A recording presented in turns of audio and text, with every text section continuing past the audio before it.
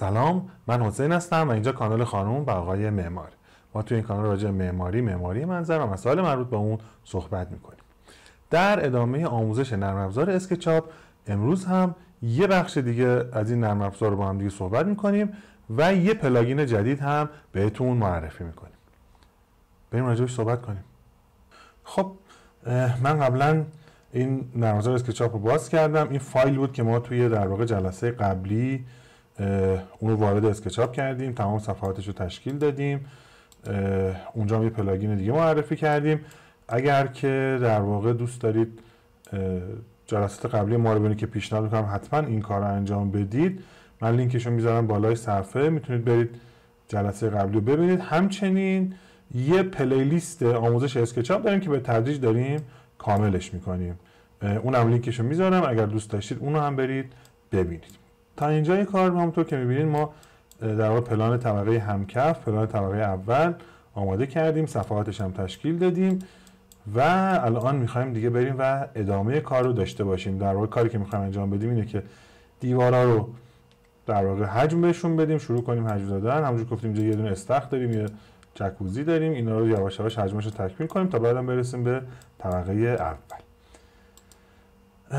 قبل از اینکه من شروع کنم به انجام کاری که میکنم میام این نقشه طبقه همکفمو به صورت کامل همه رو با هم انتخاب میکنم و اینا رو همه با هم یه گروه میکنم. همینطور نقشه طبقه اول. اگه دوست دارید بدونید که من چجوری این کار میکنم، گروه کردن چیه و چطوری این کار رو انجام بدم، به چه دردی میخوره، ما اینو توی جلسات قبل توضیح دادیم.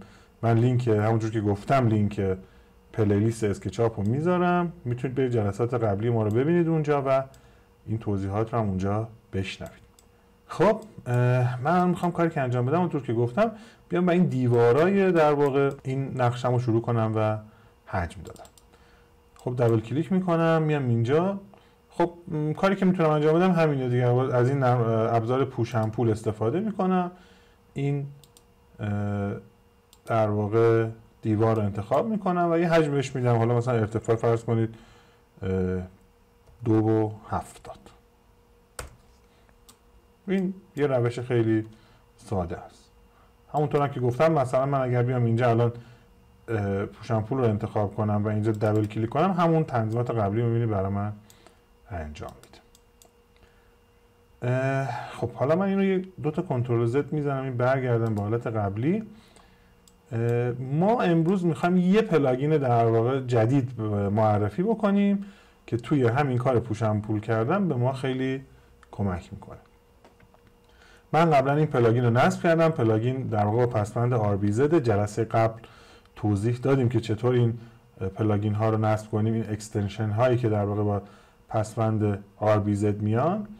من فقط اینجا یه بار نشونتون میدم. اکستنشن منیجرمو که باز کنم، این در واقع پلاگین رو من اینجا نصب کردم، A4 Smart Push Ampoule.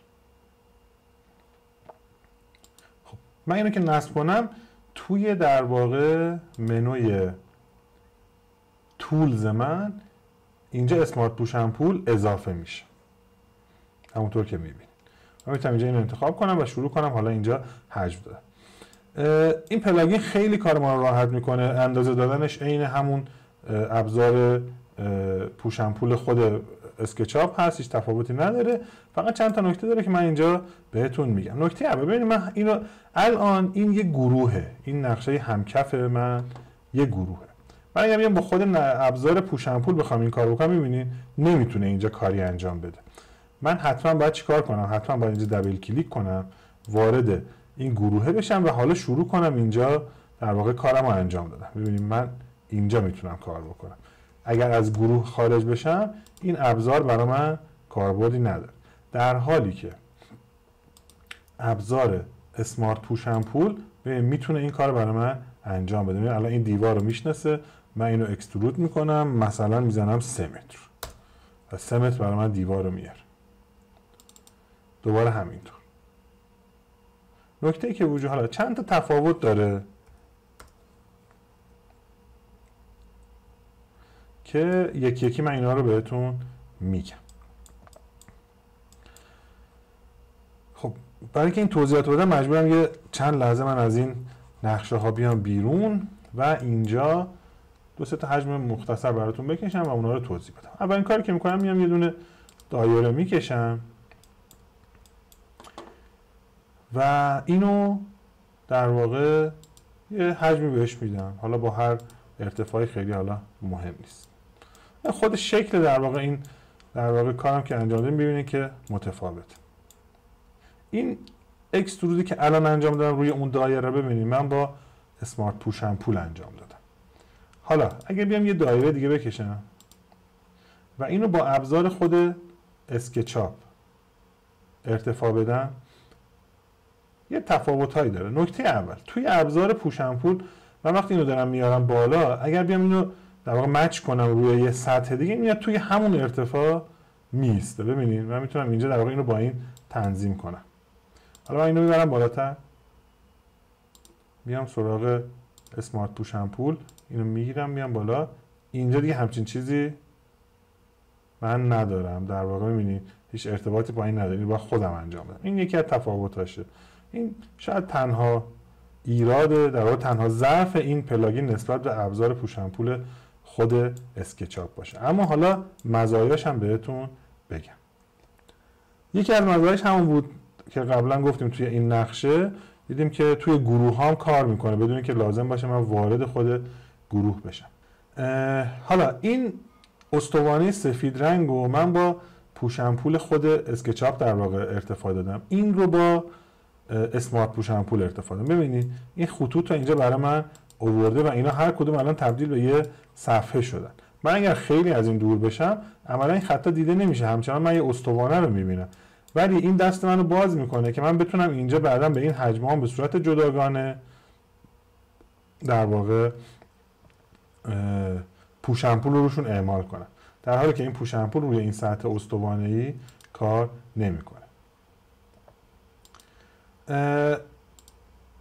حالا نگاه کنید خود اسمارت پوش اند پول این هیدن جئومتری ها رو میشناسه، در حالی که ابزار خود اسکچاپ این کار نمیکنه. من الان همینجا میتونم اینو بگیرم و بهش حجم بدم، منتها یه تفاوت این حجم دادن داره. این خطا رو میبینید. حالا اینو من برای که بتونم توضیح بدم یه بار اینجا ترسیمش میکنم، منتها میام روی این در واقع اینجا بهتر میتونم توضیح بدم بهتون. خب همونجور که قبلا ما توضیح دادیم ابزار پوش اند پول موقعی من میام روی این سطح میخوام اینو در واقع حجمش بدم، یعنی در جهت سطح نرمال خودش این کار رو انجام میده، یعنی در راستای محوری عمود بر همین صفحه. حالا این ابزار اسمارت پوش اند پول به روش دیگری کار میکنه. من اگر بیام اینجا ببینید چه اتفاقی میفته. این خطوط اومد در امتداد این دوتا خطی که مجاور این صفحه بودن امتداد داد. ببینید چی شد. من اگر بیام مثلا اینجا اینو به سمت داخل ببرم بازم همین اتفاق میفته. این خطوط اصلی رو در امتداد این دوتا سطح مجاوریش در واقع حرکت داد. خب شاید در نگاه اول اینم یه نقطه ضعف باشه نسبت به ابزار پوش اند پول خود اسکچاپ، اما خیلی جاها به درد من میخوره. برای اینم یه ابزاری من میتونم ازش استفاده بکنم. یه نکته دیگه من بهتون بگم. بذارید من اینجا یه دونه مستطیل بکشم، میام همین رو کپی میکنم بغل خودش انجام میدم. با ابزار اسکچاپ به این حجم میدم، مثلا ارتفاعش رو میذارم 2 متر.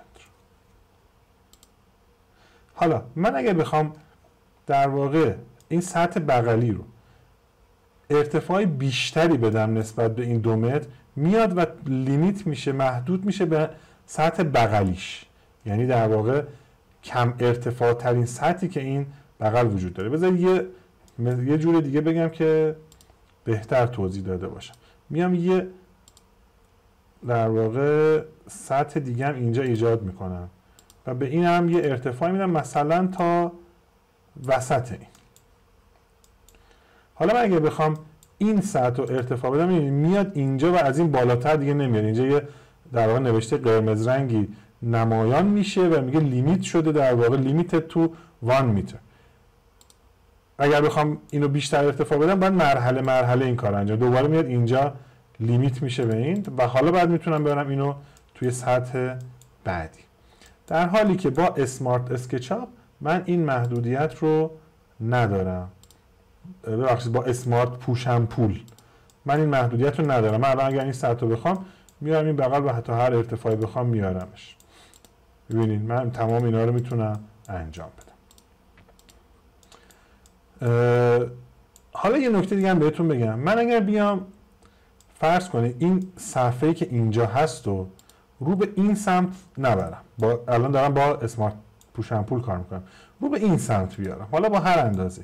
الان کارهای بعدی که میخوام با اسمارت پوش اند پول روش انجام بدم کل اون رو داره در بر میگیره. ببین متوجه میشی منظورمو؟ اینجوری نیست که بیاد این تیکه رو جدا کنه، این وسط رو جدا کنه. این کاری بود که ابزار پوش اند پول خود اسکچاپ این کارو میکرد، ولی این داره کلش رو با هم انجام میده. تقریبا تمام عمده تفاوت‌های این دوتا ابزار رو ما اینجا برای شما توضیح دادیم. فکر نمی کنم مورد دیگه وجود داشته باشه. حداقل مهمتریناشو براتون گفتم.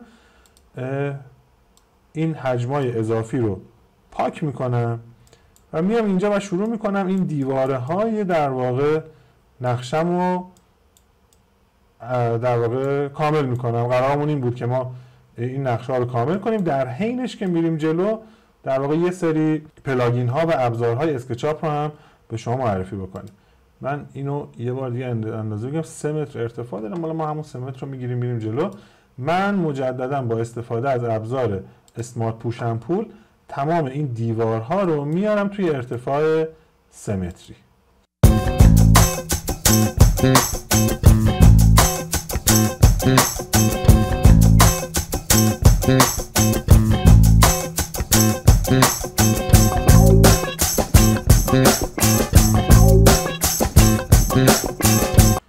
خب حالا این یک دیواره رو نمیدونم حالا چرا با اون پوش اند پول نمیشه. یه نکته من همینجا بهتون بگم، پلاگین های اسکچاپ معمولا یه گیرایی دارن که بعضی وقتا خودشونو نشون میدن. بر مجموع ابزارهای خیلی خوبی هم برای استفاده، خیلی به درد ما میخورن، اما بعضی وقتا یه گیرای الکی هم دارن. حالا به مرور خودتون بیشتر کار بکنید متوجه میشید. همینجا من الان این ستونای این نقشم شروع میکنم ارتفاع دادن. یه جمع‌بندی مختصری راجع به این پلاگینی که من امروز بهتون معرفی کردم و تفاوتش رو با اون در واقع خود ابزار پوش اند پول اسکچاپ براتون توضیح بدم. یکی این که ابزار پوش اند پول یه لیمیت هایی داره. بزرگترین مزیتش اینه که خود ابزار پوش اند پول دارم میگم، پوش اند پول خود اسکچاپ.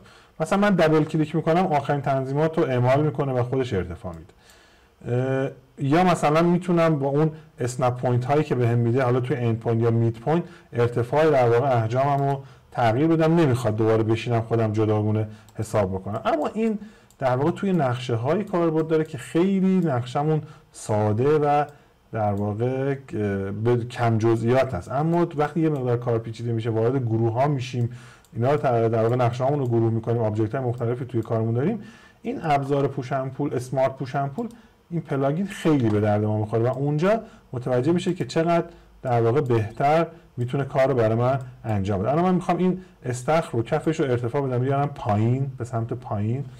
مثلا ارتفاعش رو میگیرم 1 متر. نگاه کنید اتفاقی که افتاد، ببینید این آورده پایین در واقع این حجمو، ولی این صفحه روش هنوز سرش. من اگر اینو پاک کنم اون موقع شما ببینید که این حجم داده شده. حالا من بیام یه کاری بکنم، اینو بیام با استفاده از ابزار پوش اند پول خود اسکچاپ انجام بدم، اینو خودش میاره پایین دیگه. حالا این در واقع بنا به نیاز خودتون، ببینید که با کدوم ابزار راحت ترین و با اون میتونید کارتون رو راحت تر پیش ببرید. من شخصا این ابزار اسمارت پوش اند پول رو مفیدتر میدونم، منتها خب بعضی جا هم هست که خود ابزار پوش اند پول اسکچاپ بیشتر به کار ما میاد. الان مثلا من میخوام بیام و این در واقع اینجا من یه دونه پله دارم، این سطح من از این در واقع سطح پایین تره. پس اینو باید یه مقدار ارتفاع بدم بهش.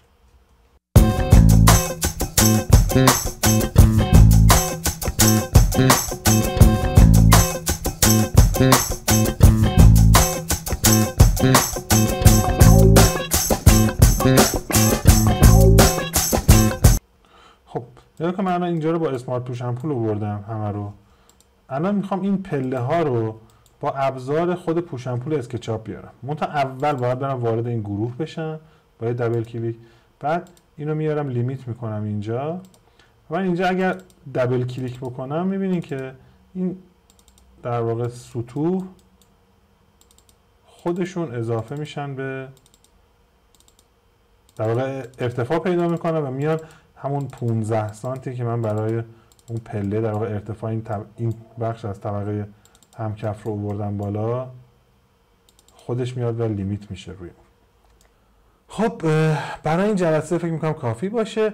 ما تو این جلسه یه مقدار دیگه از نقشمون رو پیش بردیم، دیوارا رو ارتفاع دادیم، یه پلاگین به نام اسمارت پوش امپول معرفی کردیم، تفاوت‌هاشو با ابزار پوش امپول خود اسکچاپ رو توضیح دادیم، مزایاش، معایبش، نقاط ضعفش، نقاط قوتش و این دو تا ابزار با هم یه مقایسه مختصری کردیم.